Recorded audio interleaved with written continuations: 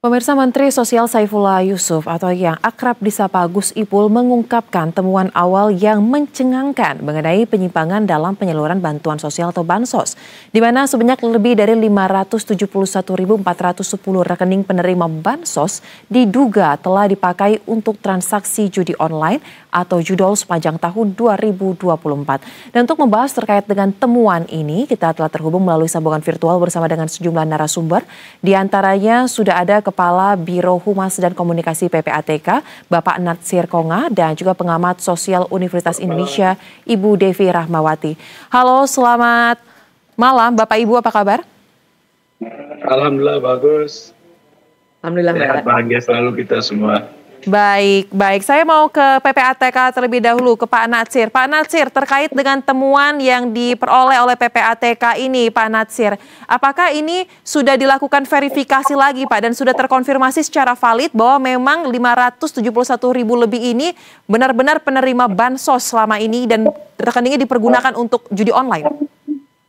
Ya, kalau angka itu valid ya, dan memang terus kita kembangkan ya, karena itu baru dari satu perbankan. Ada beberapa bank lain yang ada di bawah Himbara.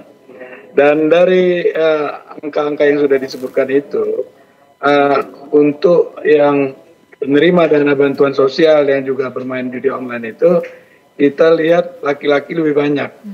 Ada 329.254 atau 57,6%. Nah, sementara yang perempuan itu ada 242.156 atau 42%. Nah, dari mereka ini kebanyakan ibu rumah tangga tuh, jumlahnya 171.000. Buruh ada 47.000 dan pengangguran 1.400 lebih. Jadi angka ini ya cukup mengejutkan ya buat kita semua, sehingga kita untuk sama-sama ya menjaga agar bantuan dana sosial yang diberikan oleh negara itu tepat guna, tepat sasaran, dan dimanfaatkan seoptimal mungkin untuk memenuhi kebutuhan dasar dari saudara-saudara kita yang membutuhkan. Kenapa kita sampai menemukan angka itu begitu besar ya, sampai 571.000 lebih ya. Nah, jadi dari data 28,4 juta nomor induk kependudukan penerima dana bantuan sosial, kita sandingkan dengan data 9,7 juta nomor induk kepegawaian pemain judi online yang ada di PPATK. Nah, kemudian ketemulah angka 571.000 lebih itu, Mbak. Baik, dan perputaran uangnya cukup besar juga itu. Dari 7,5 juta transaksi hampir 1 triliun ya. Lengkapnya lebih kurang 957 miliar. Seperti itu, Mbak. Baik, berarti ini awal mulanya metode yang dilakukan adalah membandingkan data ya, data NIK terkait dengan penerima bansos yang total 28,4 juta, kemudian dengan 9,7 juta yang terindikasi melakukan judi online, dan keluarlah jumlah angka 571.000 tersebut ya, Pak ya? Betul, Mbak. Baik, nah yang menarik, Anda tadi juga membreakdown datanya itu mengatakan laki-laki lebih banyak memang, lebih dari 57 sekian persen, kemudian perempuan 42 sekian persen, ada juga pengangguran. Nah, apakah ini juga sudah ditelusuri terkait dengan mereka ini penerima bansos dalam jangka waktu baru-baru ini, beberapa tahun terakhir, atau memang sudah dari lama, sudah hampir 10 tahun, 5 tahun, atau seperti apa? Iya, diantaranya ada yang 10 tahun lebih, ada yang 5 tahun ya, dan kemudian ada juga saldo di rekeningnya itu cukup besar, yang artinya dia sebenarnya tidak layak untuk menerima bansos. Nah, ada juga indikasi yang kita lihat, jadi para bandar agen judi online ini mengerti sekali ya psikologi dari pemain judi online ini. Dia tahu tanggal-tanggal transaksi diserahkannya uang bantuan sosial itu kepada penerima bansos.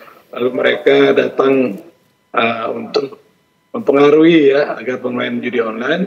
Lalu kemudian dari banyak rekening-rekening penerima bansos yang juga pemain judi online tadi, masuk ke satu rekening penampung oleh agen, kemudian dari agen ke bandar yang kecil, dari bandar kecil ke bandar besar, dan banyak juga yang dibawa ke luar negeri. Begitu, Mbak. Baik, nah mungkin boleh disampaikan juga Pak, ada yang memiliki saldo cukup besar di dalam rekening yang terkait dengan bansos ini. Angka besar ini di angka kisaran berapa Pak, sehingga dinilai sebagai suatu anomali? Ya puluhan juta ya, artinya kan kalau penerima bansos itu kan memang dari sisi ini pendapatan cukup rendah gitu ya. Sehingga dengan angka saldo sekian ya, bahkan hanya menampung tapi nggak dilakukan transaksi dengan penarikan, itu kan sesuatu anomali ya. Ketika saudara kita yang memang berhak mendapatkan bansos itu kan memang pendapatannya kecil ya, kadang banyak pengangguran, lalu kemudian uang itu sekali masuk kemudian diambil pelan-pelan untuk memenuhi kebutuhan. Nah banyak juga dari anomali itu yang kita lihat ketika minggu pertama dalam 1 bulan itu ditransfer uang bantuan sosial, tapi di minggu itu juga ada uang pengeluaran antara itu untuk bukan top up judi online. Baik. Nah, itu yang kita lihat. Baik, sangat mencenangkan ya terkait dengan temuan ini. Boleh diberikan tanggapannya Ibu Devi. Ini begitu di breakdown datanya sama Pak Natsir, saya justru semakin kaget karena ternyata perempuan juga ambil bagian di sini. Bahkan juga ternyata ada yang saldo rekeningnya ini mencapai angka yang cukup fantastis puluhan juta, padahal judulnya adalah penerima bansos. Nah pertanyaan saya Bu Devi, apa yang sebenarnya yang menjadi penyebab utama terkait dengan adanya fenomena penerima bansos ini terlibat dengan aksi judi online? Baik, pertama, saudara-saudara kita yang dalam kondisi kebutuhan ekonomi yang tidak memadai atau dalam tekanan, itu seringkali kalau berdasarkan studi, artinya bukan hanya terjadi di Indonesia tapi secara global, bahwa sering melihat judi itu sebagai satu-satunya cara instan untuk mengubah nasib. Ini yang disebut dengan istilah hope-based gambling gitu ya. Berjudi bukan karena senang dengan judinya, tapi karena tidak punya pilihan lain. Nah, bansos yang diterima itu kemudian dijadikan modal nekat untuk mencoba peruntungan, apalagi saat kebutuhan lebih besar dari jumlah bantuan yang diterima. Yang kedua, banyak penerima bansos yang tidak memiliki pengetahuan dasar tentang manajemen keuangan dan tidak memahami resiko dari aplikasi-aplikasi digital termasuk platform judi. Akibatnya mereka lebih mudah tergoda promosi bonus atau narasi main cuman modal 10.000 bisa jadi jutaan gitu ya. Nah, uang bantuan itu tidak dibelanjakan berdasarkan prioritas kebutuhan, melainkan emosi sesaat yang dipicu oleh manipulasi digital. Nah, yang berikutnya adalah karena media sosial dan kelompok-kelompok percakapan gitu ya sering menjadi tempat berbagi keberhasilan judi online. Ketika judi dipersepsikan sebagai aktivitas yang umum dan biasa, bahkan sebagai sumber penghasilan alternatif, maka resistensi moral dan sosial menjadi lemah. Orang jadi melihat ya nggak apa-apa, lumayan kok si Anu kemarin dapat tambahan dan sebagainya. Sehingga penerima bansos merasa berjudi adalah hal yang lumrah. Apalagi, nah ini, jika banyak orang di sekitar mereka juga melakukannya. Hal berikutnya adalah bansos yang langsung masuk ke rekening konvensional tanpa sistem pembatasan membuka peluang penggunaan dana untuk hal-hal yang tidak produktif. Negara-negara seperti Australia, Swedia misalnya telah membuat sistem perlindungan bansos agar tidak bisa digunakan untuk alkohol, rokok, apalagi judi. Jadi ini bukan hanya karena faktor pribadi, bahwa ada orang-orang yang mudah terjerat, lemah moral dan sebagainya, bukan. Tapi memang desain sistem bansos yang bebas itu berpotensi atau membuka peluang penyalahgunaan secara struktural. Jadi artinya apa? Mereka yang berada dalam posisi tanda kutip putus asa melihat judi sebagai peluang atau kesempatan terakhir. Yang kedua, karena memang juga tidak punya. Kan kita nggak pernah ya dari kecil agak beda pendidikan di Barat yang memang serius gitu ya, bimbel bahkan praktek mengelola keuangan kita nggak ada gitu ya. Lalu kemudian terdorong oleh pengaruh lingkungan sosial dan digital serta sistem bansos yang perlu ditingkatkan jadi lebih baik lagi. Baik, berarti banyak sekali sebenarnya faktor-faktor yang membuat mengapa hal ini jadi terjadi ya, dan temuannya pun mungkin bisa bertambah dari waktu ke waktu. Lantas Pak Natsir, apakah juga sudah ada terkait dengan data atau informasi yang ditemukan, apakah para penerima bansos yang terindikasi melakukan judi online ini terpusat di wilayah-wilayah tertentu saja atau hampir merata? Karena kan bansos ini kan diberikan merata ya untuk seluruh masyarakat di Indonesia asalkan memang sudah memenuhi kriteria yang ditentukan oleh Kementerian Sosial.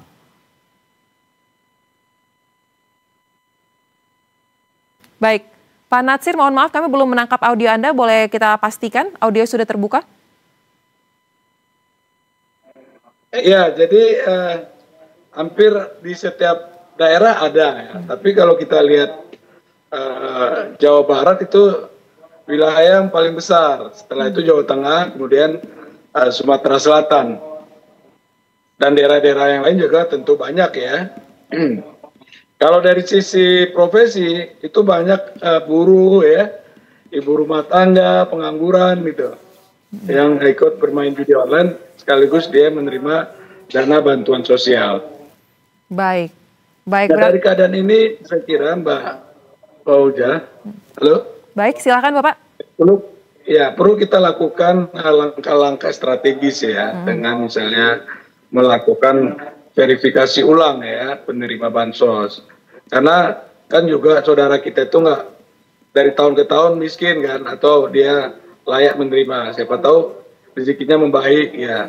Ada juga yang tadinya tidak layak menerima bansos, tapi saat ini memenuhi kriteria untuk menerima bansos. Jadi ini perlu langkah strategis di mana dalam kurun waktu tertentu dilakukan verifikasi ulang dari penerima bansos yang ada. Kemudian ya tentu kita akan terus ya melakukan transaksi rekening dari bantuan sosial yang diberikan oleh pemerintah kepada saudara kita yang berhak. Baik. Dan kemudian juga perlu diintegrasikan ya nomor induk kependudukan dengan data-data yang penerima tadi, Mbak. Tentu juga harus ada edukasi ya kepada masyarakat luas agar benar-benar penggunaan dari bantuan sosial ini tepat guna, berdaya guna, dan sesuai sasaran. Baik, nah menyambung apa yang disampaikan oleh Pak Natsir nih, Bu Devi. Anda juga tadi sempat mention terkait dengan sistem di Indonesia memang belum didesain untuk melakukan pembatasan penggunaan dana bansos tersebut seperti yang dilakukan di negara-negara di Barat. Pertanyaan saya, apakah ini juga termasuk kritik keras atas bansos yang dilakukan di Indonesia ini secara non-tunai, ditransfer? Apakah ada metode-metode lain yang Anda rasa memang lebih tepat setelah sekian tahun kita menjalankan bansos di tanah air, tetapi sepertinya kurang tepat sasaran dalam pelaksanaannya di lapangan? Seperti apa, Bu Devi? Ya, pertama tentu kalau tadi bicara banyak negara-negara lain yang sudah juga melakukan praktek yang sama. Misalnya tadi saya sebutkan Australia, dia punya namanya cashless welfare card, di mana penerima bansos tidak dapat menggunakan dana untuk alkohol, tembakau, dan perjudian. Nah, ini memang kalau memang diatur betul lewat kartu yang hanya bisa dibelanjakan untuk hal-hal tertentu dan sudah dikunci gitu misalnya ya, maka kalau penelitian di sana menunjukkan adanya penurunan signifikan dalam pengeluaran beresiko dan justru peningkatan pembelanjaan pada kebutuhan pokok. Artinya mau negara apapun, mau jenis kelamin apapun, mau latar belakang ras apapun, kalau memang sistemnya memungkinkan orang untuk belanja hal-hal di luar kebutuhannya, ya itu berpotensi dilakukan gitu ya. Bahkan kalau kayak Swedia gitu ya, mereka sudah mengintegrasikan data keuangan individu dengan sistem bansos dan menandai perilaku adiktif termasuk judi daring. Jadi otoritas sosial dapat dengan langsung membekukan pencairan bansos jika dideteksi aktivitasnya merugikan kesejahteraan rumah tangga. Nah, bahkan kalau seperti negara tetangga, jelas bentuknya voucher vouchernya digital, hanya dapat dibelanjakan pada penyedia layanan yang telah diverifikasi. Nah, di mana pemerintah mereka punya program yang disebut dengan Family Coach untuk memantau penggunaan dana dan kesehatan mental keluarga miskin. Nah, artinya apa? Siapapun kita tidak akan imun dari potensi-potensi penyalahgunaan kalau memang kesempatan yang ada. Nah, artinya kan ini hanya masalah tinggal penyempurnaan. Belajar dari sini kita sempurnakan agar tadi jelas bagaimana caranya bansos ini bisa membuat bukannya orang terus-menerus tergantung, tapi kemudian dia juga bisa naik kelas untuk pindah tadi yang disampaikan oleh Pak Nasir. Mereka bisa mengalami eskalasi sosial tadi yang misalnya dari dibantu kemudian jadi lebih baik. Nah, ini kan memang juga ada evaluasi pendataan ya, yang artinya kalau kemudian kita menguatkan kembali peran RT RW gitu ya sebagai pimpinan terdekat dengan warga. Kan RT RW itu yang paling tahu, mohon maaf, siapa yang lagi sakit demam berdarah, siapa yang anaknya nggak pulang-pulang dan sebagainya gitu. Itu penting karena jangan sampai kemudian ada stigma, ada label bahwa mohon maaf gitu ya, yang ini ekonominya nggak sehat terus, tapi yang satu dianggap dia mah orang kaya, bukan karena dia beneran orang kaya, tapi mohon maaf, misalnya tubuhnya memang berisi gitu ya, padahal memang kebetulan ada hal yang membuat dia ekonominya sedang tidak baik-baik saja. Artinya pendataan yang sangat presisi itu penting, tidak dalam konteks melabel, menstigma orang lain. Baik, berarti ini memang harus dianggap serius oleh pemerintah karena ini menjadi suatu temuan yang patut untuk segera ditindaklanjuti agar dana bansos yang digelontorkan dari APBN kita ini bisa lebih tepat sasaran, tidak lagi terjadi hal-hal seperti ini ya. Kemudian mungkin Pak Natsir, kan boleh dikoreksi ya Pak ya, data yang kami dapatkan bahwa temuan terkait dengan 571.410.000 rekening penerima bansos yang terlibat dengan judi online ini baru berasal dari satu bank saja. Pertanyaan saya, apakah PPATK saat ini sudah memiliki rencana untuk menelusuri di bank-bank yang terkait lainnya untuk dapat menemukan data cangkupan yang lebih luas Pak ke depannya terkait dengan penyalahgunaan dana bansos ini? Yes, kita sedang bekerja terus ini. Ya, cuman datanya belum bisa saya sampaikan sekarang ya, terus berproses dia. Baik. Nah, sampai dengan saat ini Pak, data yang didapatkan ini apakah ada kendala Pak ketika meng-compare data terkait dengan penerima bansos dan juga para pelaku judi online tersebut dari sejumlah bank yang selama ini menjadi penyalur bansos? Sejauh ini kita nggak ada kesulitan ya, karena memang tugas fungsi kewenangan dari PPATK itu melakukan pendekatan follow the money, mengejar uang dari hasil kejahatan tindak pidana asal ya. Dalam hal ini misalnya dana bansos disampaikan ke rekening para pihak gitu ya, yang memang berhak menerima. Nah, kita melihat itu ada nggak penyalahgunaan atau penyimpangan dari pemberian dana bantuan sosial tadi. Nah, saya kira juga industri perbankan juga harus lebih ketat juga lagi untuk menanamkan prinsip mengenal pengguna jasa ya bagi nasabahnya ya, atau disebut dengan know your customer. Itu juga akan dapat menurunkan ya penyimpangan-penyimpangan yang terjadi di tengah masyarakat seperti itu, Mbak. Baik, nah sejauh ini terkait dengan temuan data rekening bansos yang juga diduga melakukan aktivitas judi online ini, apakah temuan ini juga sudah dilaporkan kepada pihak berwajib Pak? Karena kan kita tahu pemerintah melalui Polri sangat konsisten ya untuk dapat memberantas judol. Seperti apa? Ya, kalau untuk judol udah lama kita lakukan koordinasi dan teman-teman penyidik juga sudah banyak ya.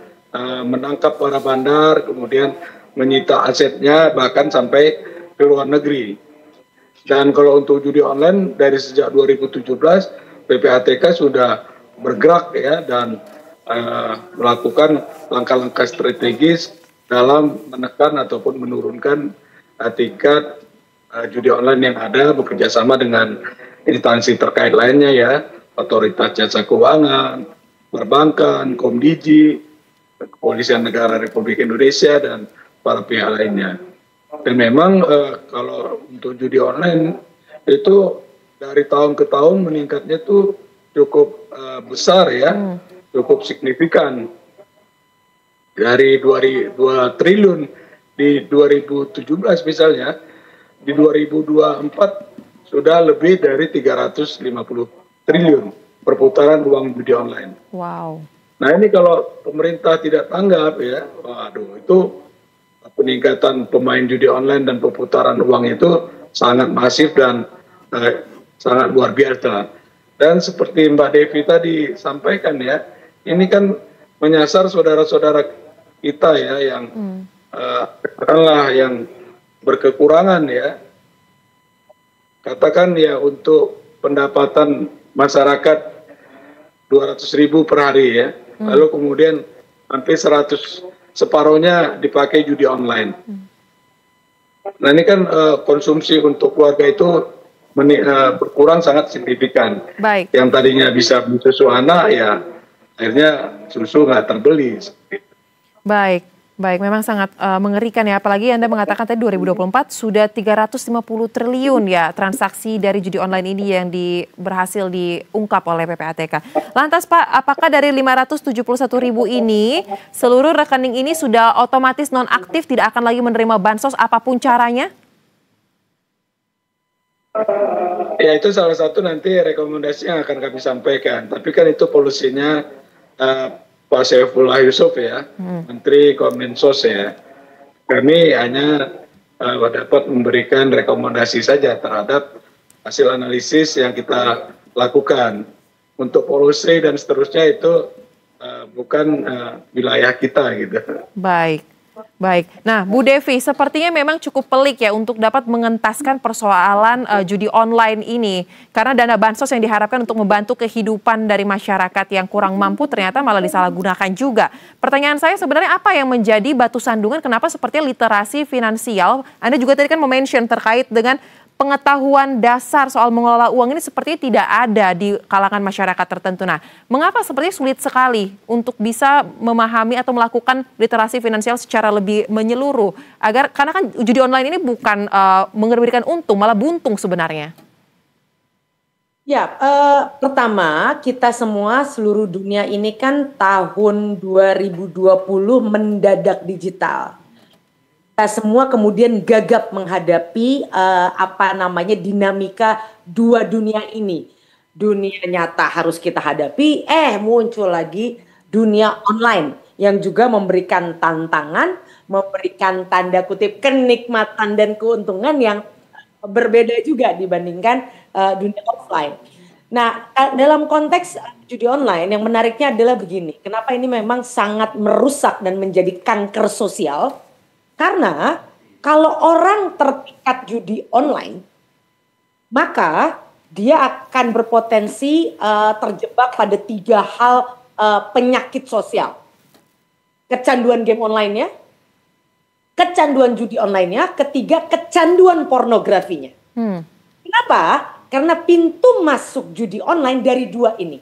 Bentuknya game, Mbak. Sangat sederhana, sangat menyenangkan, sehingga orang tidak lagi melihat, ini berbahaya, ini dosa. Tidak, karena permainannya santai, cuma ceklek-ceklek gitu kan, udah gitu 5.000.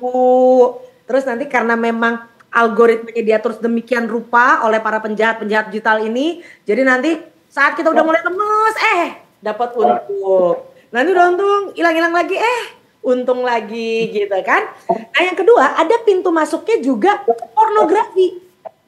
Nah orang kan berpikir nggak bahaya pornografi, toh dia tanda kutip itu ibaratnya rekreasi gratis, nggak perlu keluar ongkos, nggak perlu kemana-mana. Lalu kemudian padahal nanti masuk itu si judi online-nya.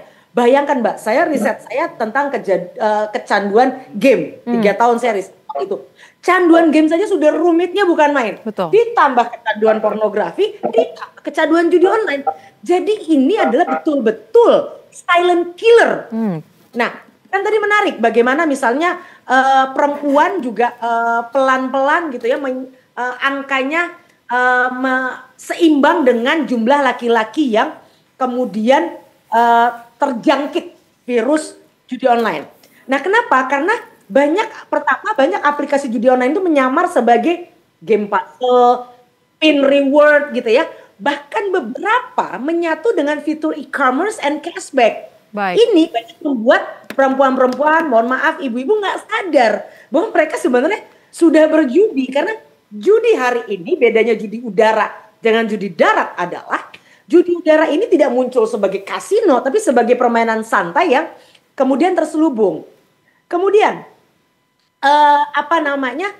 wujudnya mereka juga didesain dengan warna-warna yang lembut, musik yang tenang, animasi yang lucu, yang berbeda dengan judi yang buat pria yang lebih maskulin, lebih agresif, sehingga kemudian banyak perempuan merasa aman dan percaya diri. Padahal dia tetap berada dalam sistem probabilistik yang dirancang untuk membuat mereka terus bermain, sehingga orang nggak sadar ini kelihatan sangat menyenangkan. Betul. Padahal uang itu terus keluar gitu kan. Nah, perempuan dalam hal ini kan punya bukan double lagi, triple bahkan 4, ngurus anak, ngurus rumah, keuangan, dan akhirnya nggak punya ruang pribadi atau emosional. Dan lagi-lagi ini menjadi pelarian tenang dari stres dan kesepian. Baik. Nah, terakhir mungkin untuk melengkapi dialog kita pada malam hari ini, Pak Natsir, sebagai perwakilan dari PPATK yang selalu bekerja sama dengan pemerintah untuk melakukan penelusuran terkait dengan adanya aktivitas yang mencurigakan terkait dengan aktivitas keuangan. Apalagi kira-kira rekomendasi dari PPATK kepada pihak pemerintah terkait untuk dapat memastikan terkait dengan penyaluran bansos ini khususnya bisa lebih tepat sasaran, Pak? Mungkin adakah rekomendasi terkait dengan waktu per berapa lama sekali dilakukan evaluasi? Karena kan Anda mengatakan juga tidak mungkin selamanya miskin. Pasti ada harapan supaya hidup menjadi lebih baik lagi. Silakan, Pak Natsir. Ya, bansos ini kan adalah jaring pengaman sosial ya. Kalau dia robek karena disalahgunakan, yang jatuh itu bukan hanya penerima, tapi harga diri kita ya sebagai anak bangsa. Itu saya kira, Mbak. Baik. Karena ini harga diri yang dipertaruhkan, jadi keseriusannya dituntut ya Pak Natsir ya untuk dapat menuntaskan persoalan ini. Sama juga seperti kata Bu Devi, ini menjadi kritik keras bagi pemerintah untuk dapat mengatasi hingga ke akar masalahnya. Terima kasih Kabiro Humas dan Komunikasi dari PPATK Bapak Natsir Konga dan juga Ibu Devi Rahmawati, pengamat sosial UI, telah bergabung bersama kami di Berita Satu Utama. Salam sehat, selamat kembali beraktivitas.